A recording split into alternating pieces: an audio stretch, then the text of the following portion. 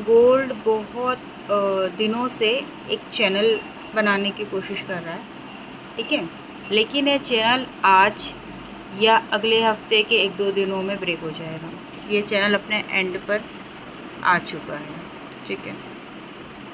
आप लोग भी अगर ये चार्ट्स देखते होंगे या कैंडल्स देखते होंगे तो इतना आपको देखकर समझ में आ रहा होगा कि गोल्ड एक जगह पर बहुत टाइम से रुका हुआ है, सेम जगह पर, जो है 3333 वाली जो रेंज है ना, यहाँ पर मार्केट काफ़ी दिनों से, और ये बहुत अच्छा सपोर्ट भी बन चुका है मार्केट के लिए। और जब मार्केट नीचे जाएगा तो ये रेजिस्टेंस का भी बहुत स्ट्रॉन्ग रेजिस्टेंस का काम करेगा। अभी मार्केट को देखकर मुझे गोल्ड डाउन साइड थोड़ा सा आता, लेकिन ये ज़्यादा नहीं है, ऐसा नहीं कि पूरा गिर जाएगा। मतलब 20-30 पॉइंट्स आप नीचे मान लीजिए, 20-30 पॉइंट्स ऊपर मान लीजिए, वैसे नीचे आने के चांसेस ज़्यादा है। 70-30 का रेशो है अगर परसेंट वाइज बात की जाए तो।